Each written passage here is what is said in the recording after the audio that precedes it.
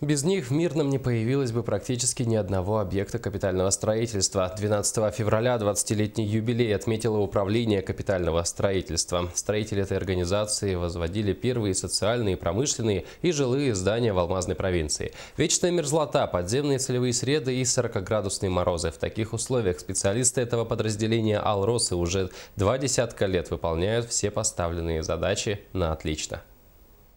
На Мирнинскую землю строители пришли сразу после геологов и основательно закрепились.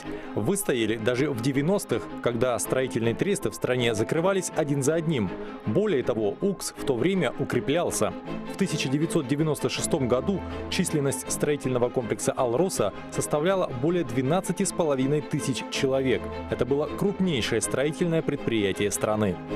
Ветераны помнят, что в 96-м, 97-м, 98-м годах денег не было, вообще в стране не было. Рулил бартер. Я сегодня отдаю вагон труб, мне дают вагон цемента и так далее, и так далее. Вот все, что здесь на поверхности и все, что под поверхностью, это все сделано вашими руками. Поэтому в рекламе это не нуждается совершенно. Сегодня структура управления раскинулась по всей Западной Якутии. Основная задача неизменна – строительство промышленных объектов алмазодобычи. Отдельной строкой в этом списке стоят подземные рудники. Все рудники, которые на сегодняшний момент в компании действующие, это 4 рудника. Самый первый – Интер, потом Айхал, Мир, Удачный. На сегодня вот уже 2 года функционирует. То есть рудник сколько времени живет, он столько лет строится.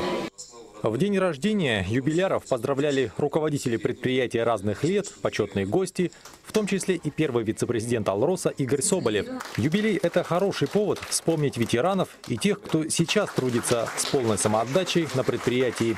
Грамотами главы района и госсобрания Илтумен отметили строителей и монтажников, слесарей и инженеров, тех, чью работу мы можем видеть на каждой улице нашего города.